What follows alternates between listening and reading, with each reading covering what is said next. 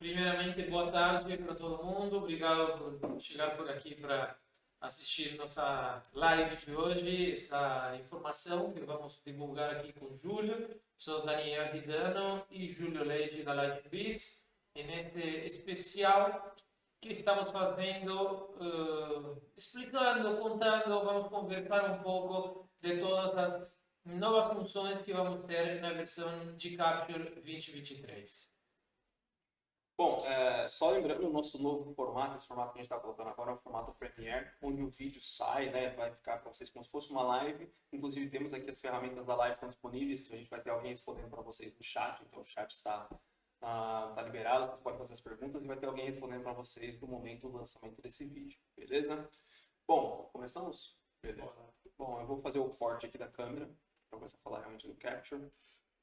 Primeiramente, né, temos várias coisas para falar. Vou começar aqui com a listinha de coisas e no topo da lista a gente tem o editor de atalhos, uma grande novidade. Então, para quem está vendo aí na tela, diretamente aqui em ferramentas, opções, temos uma aba nova dentro da aba de opções, dentro da janela de opções, e ela é a combinação de teclas, né, que são os atalhos. Todos os atalhos do software estão aqui e nós podemos criar novos atalhos se a gente quiser. Então tem um menuzinho novo, vocês vão reparar aqui no menu de navegação, que a gente vai falar em breve. E caso vocês queiram criar, né, novos atalhos, principalmente dentro do menu de navegação, vocês podem também. Isso vai facilitar muito a vida de vocês quando vocês estiverem utilizando o teclado. Então, para vocês poderem navegar mais facilmente aí pelo teclado, que a Capture fez essa nova implementação. Então, caso vocês queiram colocar um novo atalho, por exemplo, vamos supor, eu quero um atalho para poder acessar a aba de universo, só dá 2 cliques e eu coloco aqui, né, pressiono as teclas que eu desejo ter como meus atalhos. Então, Ctrl Alt U. Aí, por exemplo, aqui ele está me dizendo que essa tecla já está sendo, né, esse atalho já está sendo utilizado para alguém. Então, aqui em cima eu vou ver que já tem o Ctrl Alt U sendo utilizado para alguém. Claro que eu posso também remover daqui, né, e aí eu posso começar a utilizar lá onde eu estava. Se eu quiser dar o reset, né, eu não lembro quais eram as opções que eu tinha aqui, clique em reset, ele volta o Ctrl Alt U aqui. Eu posso tirar o Ctrl Alt U aqui, ou eu posso até colocar Ctrl Shift Alt U, por exemplo, para que seja meu novo atalho para ir para o universo. Então, Ctrl Shift Alt U, aí eu acesso a aba de universos aqui do Capture. Com isso, então, a gente pode editar a maioria dos comandos, né, adicionar e remover comandos também. É para fazer, né, para ficar mais próximo aí, né, Windows e Mac. Então, a maioria desses comandos já tinham, por exemplo, ao invés de Ctrl, utilizavam o CMD, como, por exemplo, antes era Ctrl Enter, agora é o Ctrl Enter para a gente poder ter acesso à opção de propriedades, né, do objeto selecionado. Então, se você clicar aqui na engrenagem, você vai ver que não tem mais a opção aqui de você ir diretamente para a seleção, né, para os objetos selecionados. Então, agora para você chegar até esse menu de seleção, você utiliza Ctrl Enter. Então, você seleciona, vamos supor que eu estou aqui em outra janela, seleciona o objeto, Ctrl Enter, eu vou até o meu menu de seleção, assim como era no Mac, já era com CMD Enter, né? Então, esses atalhos aí, de certa forma, é para aproximar um pouquinho mais os usuários de Windows e de Mac. O Command Drive na Mac é o control da Windows, né? A mesma coisa, né? Bom, temos um novo menu, o menu de navegação. Então aqui no topo da tela, se vocês clicarem em navegação, vocês vão ver que agora a gente tem esse novo menu completamente, né? Então não existia esse menu no 2022. E nós podemos utilizar para poder navegar mais facilmente entre as telas. Então alfa, beta e gama. Então, por exemplo, aqui está o que a gente pode falar, né, a respeito do seleção. Então, se eu quiser navegar entre o alfabeto e gama, claro que eu posso clicando, né, dentro da janela, ele já vai facilitar, né, selecionando para mim. Porém, se eu quiser utilizar os atalhos, eu posso utilizar sem o mouse Ctrl Alt 1 para selecionar o alfa, Ctrl Alt 2 para o beta, Ctrl Alt 3 para o gama. Dessa forma, eu estou direcionando os meus atalhos para a vista que eu selecionei. Então, sem precisar pegar no mouse, eu consigo navegar aí entre as janelas. Isso é uma das novidades do menu de navegação. Então, o menu de navegação. Lembrando sempre que a utilização do mouse às vezes é mais precisa, mas entre que eu pego o mouse, procuro e faço, é muito mais demorado que eu utilizar atalhos de teclado. Então, tem a possibilidade de vocês chamarem diretamente, selecionar a tela onde querem fazer e o seguinte atalho de teclado vai fazer essa função na tela que vocês acabam de selecionar. Exatamente. E a gente pode também utilizar o menu de navegação para poder chamar, né, utilizar as telas aqui na aba projeto. Então, por exemplo, se eu quero acessar universos, toco aqui e já me leva para a aba de universo. Assim como eu posso atribuir os atalhos para todas essas funções aqui. Então, para quem acessa muito essas abas, vai ser prático aí você atribuir. Criar um atalho e já chamar diretamente as funções daquela aba. Exatamente. Temos que vários menus foram remodelados, né? Não vou citar todos, mas, por exemplo, se você for aqui no menu de duplicatas, né, de duplicar, pode ver que ele foi remodelado, foi completamente modificado. Então, todas as coisas aqui são completamente novas. Antigamente, a gente poderia utilizar o Enter para poder passar de um campo para o outro, né? Agora eu utilizo o Tab para poder passar e navegar entre campos. E o Escape, se vocês quiserem simplesmente fechar o menu sem aplicar nenhuma alteração. Então, várias outras janelas vocês vão reparar durante o uso que foram aí remodeladas. Estávamos falando com o Júlio que tende o Capture a utilizar mais as funções padrão de outros programas de Windows. Ou seja, você apertando com Enter e trocando de campos era uma coisa que talvez vá em contra da grande maioria dos programas de Windows, onde a tecla Tab ela passa de campos. Então, tenta de padronizar um pouco para ter essa funcionalidade igual que outros programas de Windows e ter uma operação comum entre todos os programas de Windows. Exatamente. Então, por exemplo, se aqui eu quiser atribuir sequência por patch, por exemplo, outra janela que foi remodelada. Então, vocês vão encontrar diversas janelas que foram refeitas dentro do Capture, principalmente esses menuzinhos de pop-ups. Houve uma melhora significativa na performance do Capture, né? Na hora de abrir, na hora de importar arquivos. Isso é uma coisa meio que impossível de se ver, né? A não ser que a gente esteja com um cronômetro na mão. Mas quem utiliza vai perceber aí. Então, na hora de abrir e na hora de importar coisas de outros projetos, o Capture teve uma melhora significativa na performance. Bom, depois disso, nós temos aqui o nosso novo Color Picker. Então, por exemplo, aqui em Design, em camadas, onde eu posso atribuir cores, né, para a tela, para o papel e a cor sólida dele dentro do papel, eu posso utilizar os dois cliques para poder abrir, e aí vai abrir o nosso novo Color Picker. Esse Color Picker ele já foi implementado no Capture 2022 para usuários de Mac, então para usuários de Mac não é uma novidade, mas sim novidade para usuários de Windows. Então ele é um menu completamente novo. Então foi substituído o Color Picker do Windows por esse Color Picker do próprio Capture. Você pode utilizar tanto no modo HSV quanto no modo RGB. Então você pode também utilizar aqui o RGB para você poder colocar suas cores. Se você colocou uma cor que você vê que não tem aqui, né, nas pré-definidas, você pode também salvar essa cor nova. Então, se você clicar na cor aqui, clique e arrasta, você pode soltar dentro das cores customizadas. Então, por exemplo, se eu soltar aqui, agora eu tenho essa minha cor salva para eu poder utilizar mais tarde, no momento que eu quiser. Para quem também, né, gostaria de utilizar, precisava ficar redimensionando as imagens, porque havia um limite de 2048 pixels por 2048 pixels, isso também acabou. Então, se você vem aqui em projeto, por exemplo, se você quiser carregar um logotipo, posso carregar o logotipo do tamanho que eu quiser. Então, eu vou dar dois cliques aqui, vou até meu logotipo, que agora vocês podem ver que ele tem um tamanho de 2506 por 708, clique em Open, ele carrega normalmente. O próprio Capture já, né, se encarrega de redimensionar e fazer todos os trabalhos de tamanho para que eu não precise ficar mais me prendendo ao tamanho da imagem ou entrando em algum editor de imagem para poder editar e colocar ela com o tamanho ideal para o Capture.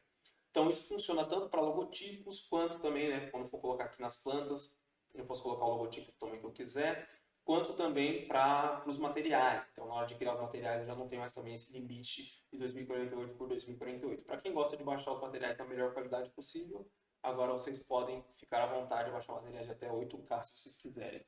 Entre outras funcionalidades dentro do software, nós temos como desligar o HDR, né? Muitos usuários aí não utilizam o HDR porque não tem os monitores HDR, não tem o porquê utilizar o HDR. Então, para não ficar tão pesado para vocês, vocês podem desligar o HDR. Então, aqui dentro de opções, lá na parte de baixo, tem aqui usar HDR quando disponível. Vou colocar aqui para não, para que vocês possam desligar o HDR. E também as opções de ajuste de DDR. Claro que aqui já podia, né, em 2022 já era possível desativar ele aqui dentro do menu de opções.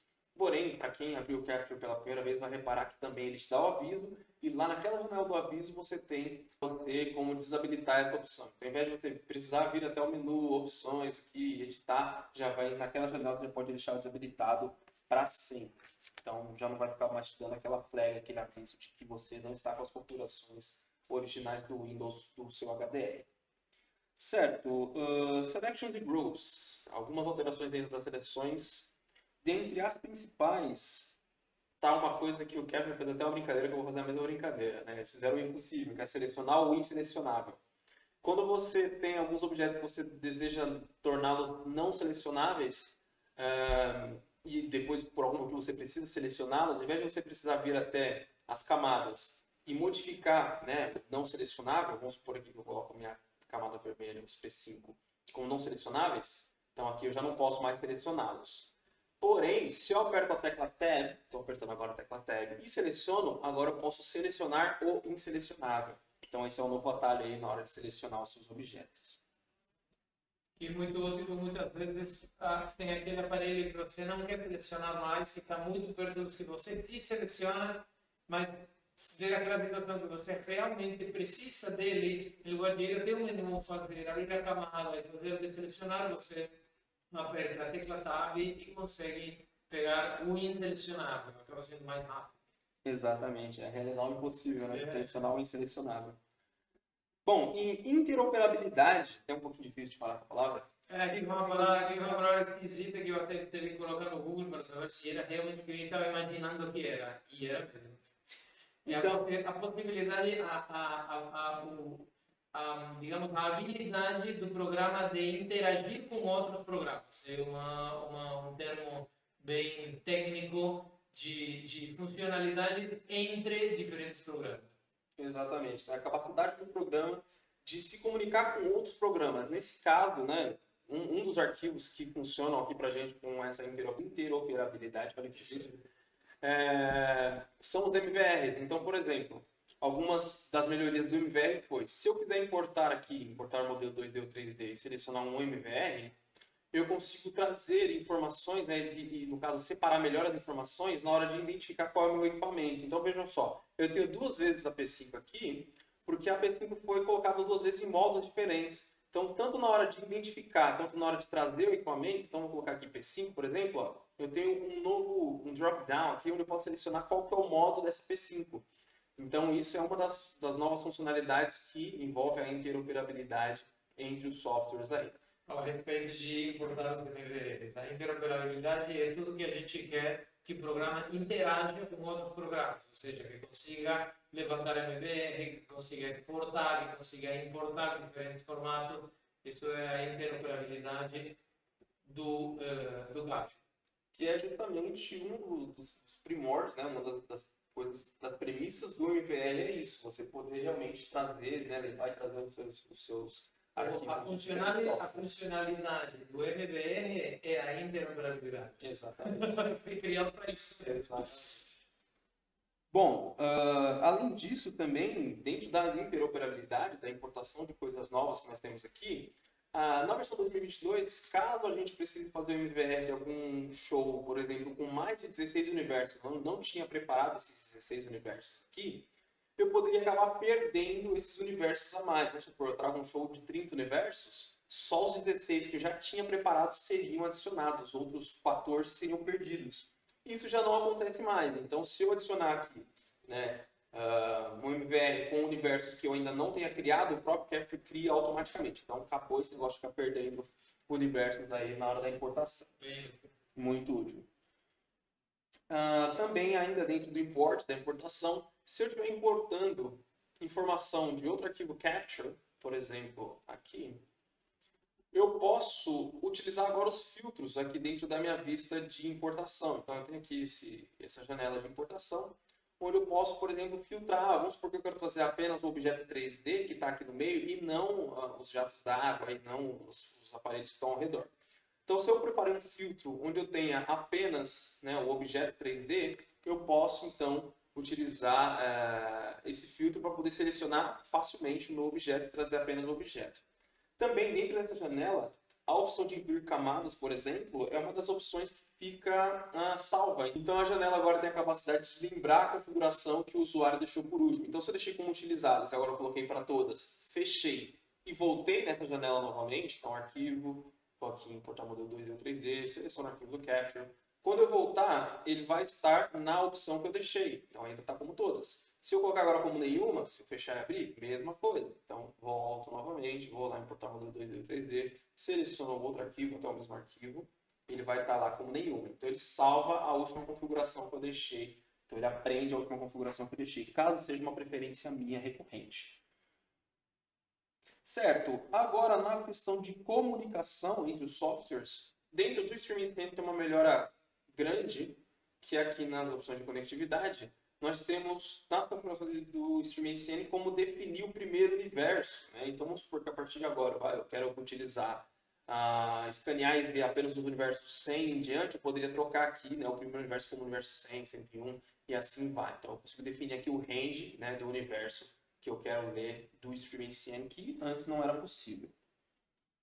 Certo, também a opção de desabilitar a conexão automática com o console, né, evitando acidentes de patch. Então vamos supor, se eu estou com uma conexão com o meu console e eu mexo alguma coisa aqui no patch, vai mexer também no console. Vamos supor que eu não desejo isso, eu poderia deixar essa opção já por padrão desabilitada. Então, ó, conexão automática com o console eu já deixei como não, como desabilitado. Esse é o novo padrão para a gente. Então, você pode colocar como sim ou como não. Fica aí a seu critério essa decisão.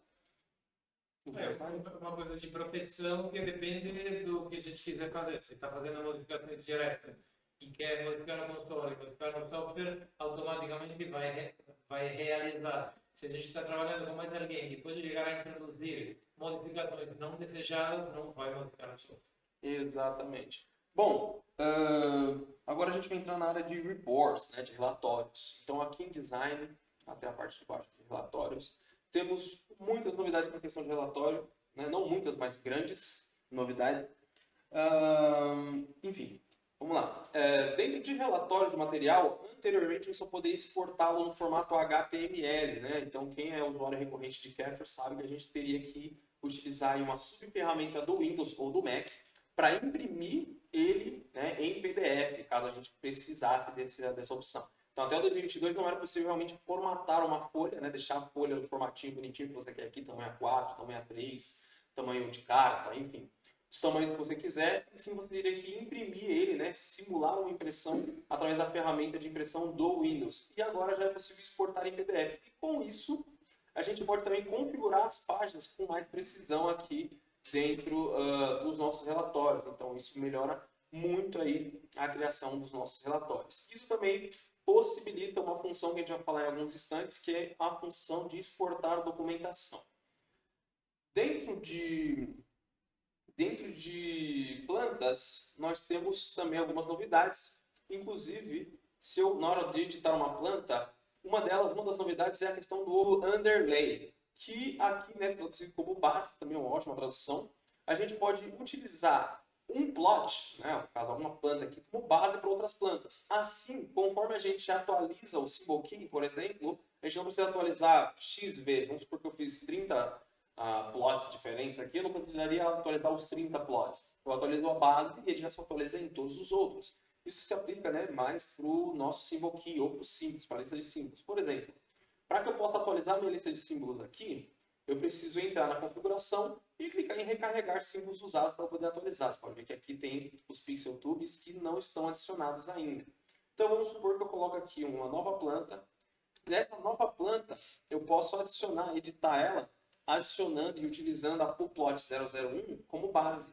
Então já vem todas as informações. Eu só sobreponho o que eu quero sobrepor aqui nele. Então, por exemplo, vou sobrepor nessa vista, então clique, arrasta e solta, posiciono onde eu quero que ele esteja, clique, arrasta e solta ele aqui, pronto, ficou no tamanho, maravilha.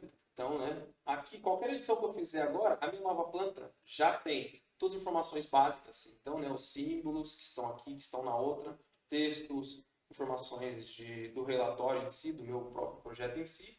Então, atualizando em um, já vai se atualizar em outro. Então, na hora que eu editar aqui, selecionei ele, vou lá nos dois pontinhos e clique em recarregar símbolos, eu posso, né, adicionar o meu novo símbolo e eu não preciso recarregar em todas as folhas uma por uma. Né? Carreguei nessa, como a outra foi utilizada como base, já tenho aqui também carregado nessa outra que foi a nova. Vamos supor que agora eu desejo reorganizar a ordem dos símbolos aqui. Eu posso também reorganizar na base, né, do plot 001 que serviu como base, utilizando aqui os dois cliques.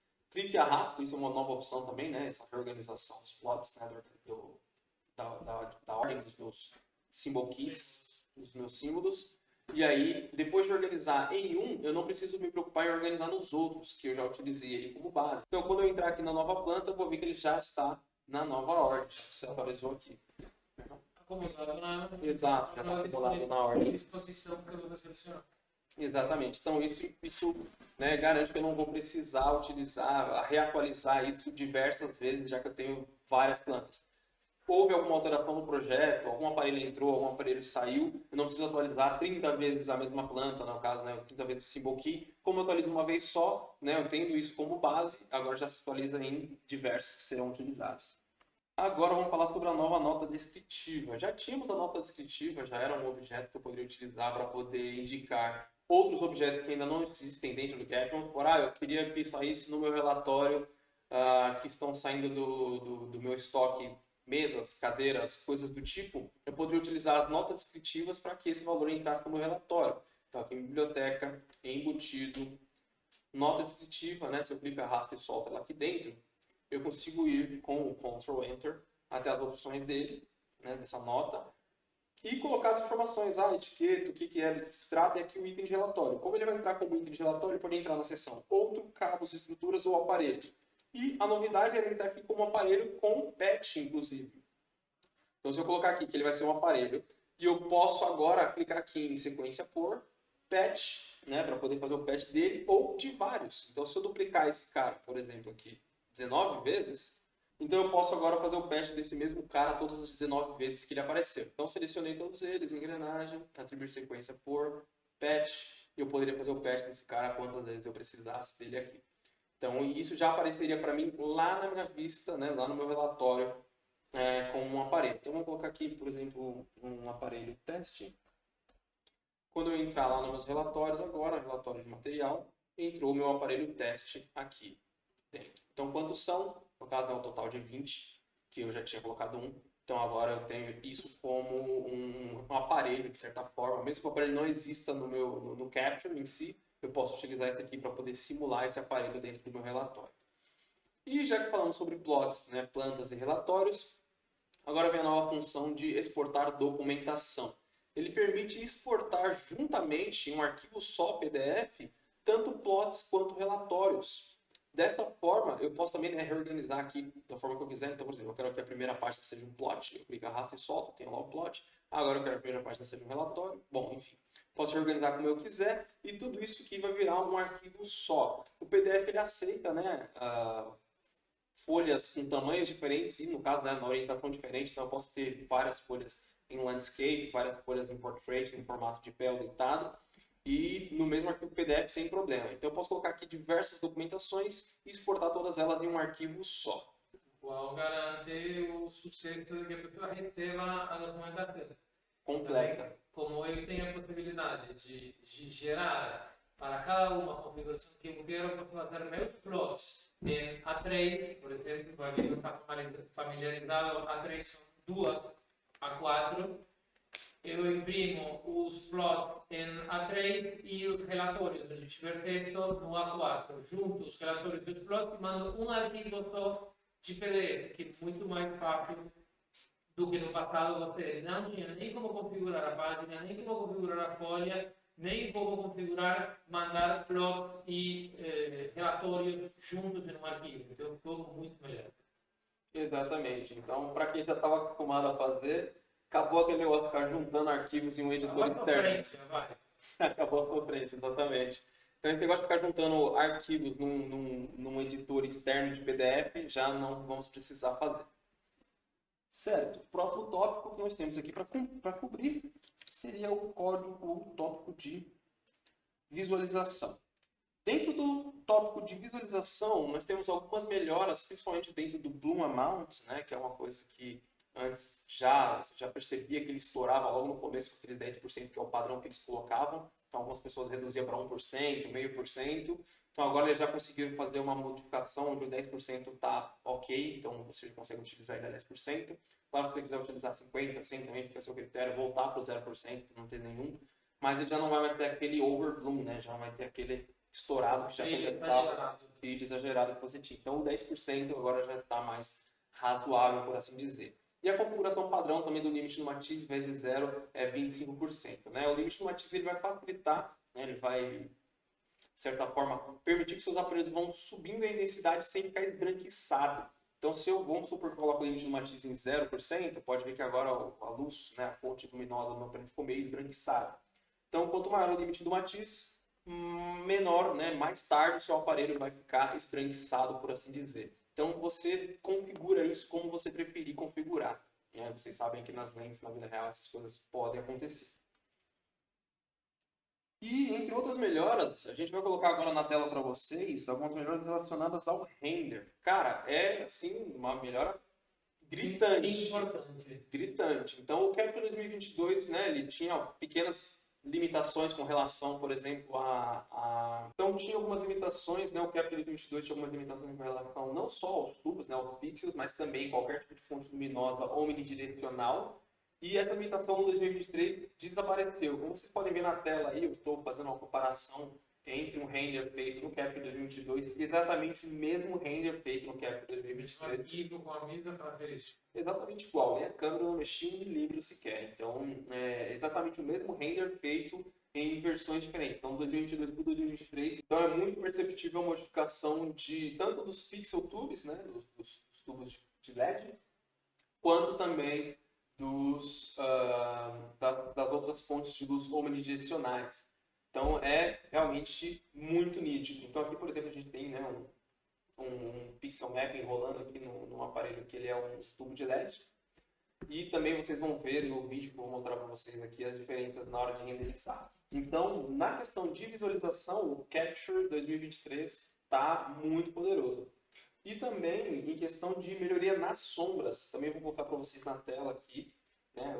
Coloquei um objeto 3D, uma árvore, coloquei uma única fonte de luz para essa árvore e vocês podem ver o detalhe das sombras do 2023 para o 2022, uma diferença aí. No 2022 já era muito bom, já estava fazendo uma baita de uma renderização, mas no 2023 essa renderização foi levada a outro nível. Vocês podem reparar que os detalhes também nas folhas e tal. Então tem muita coisa foi melhorada no quesito de renderização, de visualização também.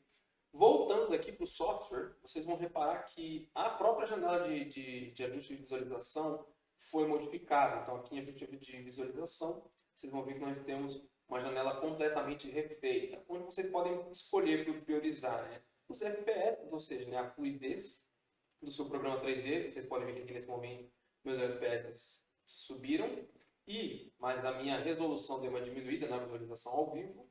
Já se eu colocar mais em detalhe, ele aumenta aqui a minha resolução, né? No caso do meu computador, que tem uma placa de vídeo ok, ele mantém os FPS e a qualidade. Então eu posso ir do mínimo ao máximo aqui sem problema nenhum, mas ele tem essa qualidade adaptativa baseada, né, enquanto você deslizou aqui esse slide, esse fader virtual. Você pode tirar a qualidade adaptativa, mas o software te avisa de que você, né, não é o ideal. Se você desativar a qualidade adaptativa, você pode resultar em problemas com a sua placa de vídeo. Se você estiver enfrentando algum tipo de problema com a qualidade adaptativa, entre em contato com o suporte para que possamos melhorá-lo, tá? Então, né, recomendamos aí fortemente que vocês mantenham a qualidade adaptativa ativada, mas vocês também podem manualmente definir a sua resolução, entre outras configurações aqui. Eu vou deixar ele por padrão, vou deixar ele que veio de fábrica e vou fechar aqui. Então, para mim, está rodando muito bem dessa forma.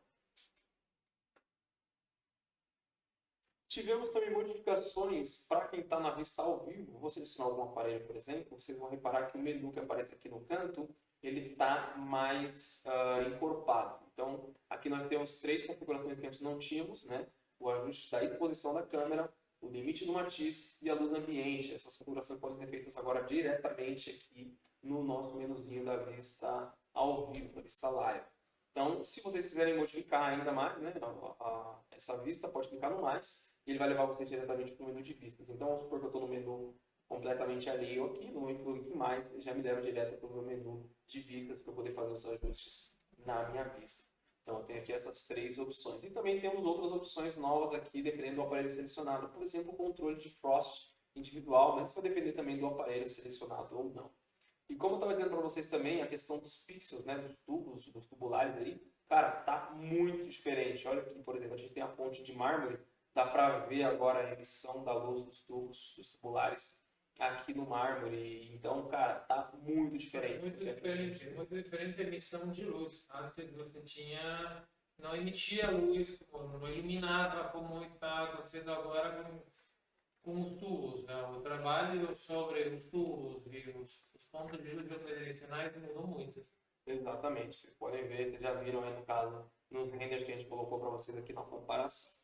E por último, mas não menos importante, na verdade acho que até um dos tópicos mais importantes, o HDRI. Isso é para quem queria colocar, né, o plano de fundo aqui. Então, por exemplo, vamos supor, eu estou aqui num ambiente completamente escuro, mas eu desejo ter um ambiente, né, fora aqui para poder contextualizar a minha produção ou o meu light design. Então, por exemplo, eu venho aqui diretamente embutido, rola até a parte de baixo onde eu vejo HDRI, e isso é a grande novidade. Então, clique, arrasta e solto no HDRI, onde eu quiser, não precisa estar centralizado, tá? E com o Ctrl Enter, eu vou lá editar as configurações dele, onde eu posso colocar uma imagem panorâmica. Lembrando que as imagens panorâmicas vocês encontram em algum site de HDRI. Então, por exemplo, a Capture tem um menu de assets. Vou até mostrar melhor, né? Então, já dentro aqui da página da Capture, se vocês forem no suporte, vocês têm aqui o menu de Assets, onde vocês podem encontrar, por exemplo, no ambiente CG, então você tem aqui materiais, texturas e HDRIs. Entrando no ambiente CG, por exemplo, que é uma das recomendações do Capture, vocês têm aqui já direto o menuzinho de HDRIs, onde vocês podem ter, né, encontrar diversos HDRIs aí. Já baixar e utilizar, né, no projeto de vocês. Então agora eu vou mostrar para vocês aqui. Por exemplo, eu já tenho meu HDRI para poder carregar, só dou os cliques aqui em imagem panorâmica. Lembrando que ela vem no formato XR, né? HDRI XR. Está aqui em 3D Materials, eu tenho o palette do Giuseppe. Então, por exemplo, isso já faz com que eu possa ter aí o meu ambiente 3D. Se eu colocar uma câmera, né, por exemplo, para rodar, ele vai acompanhar a câmera, então o próprio HDRI acompanha a câmera. Obviamente que aqui está muito claro, eu quero que ele seja um ambiente um pouquinho mais escuro. Eu posso selecionar o meu HDRI e configurá-lo. Lembrando que ele aparece e desaparece, né, com o Ctrl Shift W, que são os widgets aí do Capture. Então, eu selecionei ele. Se eu der dois cliques aqui em cima da intensidade, eu posso editar a intensidade dele, né, de 0 a 1000%. Eu posso colocar, por exemplo, aqui um 10% para poder ficar um pouquinho mais próximo do que eu desejo. Onde eu consigo ver um pouco do ambiente de fundo e ter bastante aqui da própria luz que eu programei. Então, por exemplo, eu conseguiria já utilizar aqui o jogo de câmera e isso já ia, né, trabalhar juntamente com o meu HDRI. Então, conforme eu vou girando o ângulo da câmera, vou selecionando meus objetos, eu consigo realmente ver o plano de fundo se alterando de acordo com a direção da lente da câmera. E, bom, falando das grandes modificações, eu acho que são essas, né? A gente talvez não tenha passado por todas, não achamos interessante passar por todas as modificações, mas as mais relevantes que foram essas que a gente comentou com vocês. Quer falar alguma coisa, alguma consideração final, Daniel? Fazer um corte da câmera de volta para nós? Então, essas são as principais considerações das mudanças que teve essa nova versão 2023, o Capture 2023, trazendo essas melhorias, trazendo essas possibilidades de trabalhar um pouco mais rápido, um pouco melhor, carregar mais rápido essa interoperabilidade, a possibilidade de gerar essas luzes, de ter um ambiente mais real nos nossos pixels e nos nossos tubos de LED. Acredito que ficou bem interessante e faz uma diferença o 2023 para trabalhar. Exatamente. Não, eu concordo plenamente. Deu para ver nesses vídeos aqui, principalmente nos renders que a gente colocou para trás, vou até colocar de novo aqui para vocês verem. Deu para ver que a mudança é expressiva, principalmente em questão de visualização. Obviamente também para quem trabalha com os reports, com os relatórios, a questão de colocar os underlays, aquilo, ter uma base para você trabalhar em cima dos relatórios, aquilo, cara, tá incrível. Na hora de gerar em diferentes folhas, diferentes tipos de papel, formatos, gerar um arquivo só para não ficar exportando e a pessoa perdendo aquele arquivo, que falta um bloco, que falta já mandar um arquivo só de uma vez, ajuda na hora de fazer o reporte muito mais. Os atalhos também. Os atalhos para trabalhar rápido, quem está acostumado a falar com você diretamente do teclado e não ficar procurando com o mouse, acelera muito. Então, realmente, o 2023 está importante. Muito expressivo, muito expressivo. Forma muito melhor de trabalhar. Exatamente. Bom, então não esqueçam, né? O chat está ativado, vocês podem mandar as perguntas de vocês aí, teremos alguém para poder responder as perguntas de vocês. E é isso. Até a próxima. Tchau, tchau. Muito obrigado pelo seu tempo e pela companhia.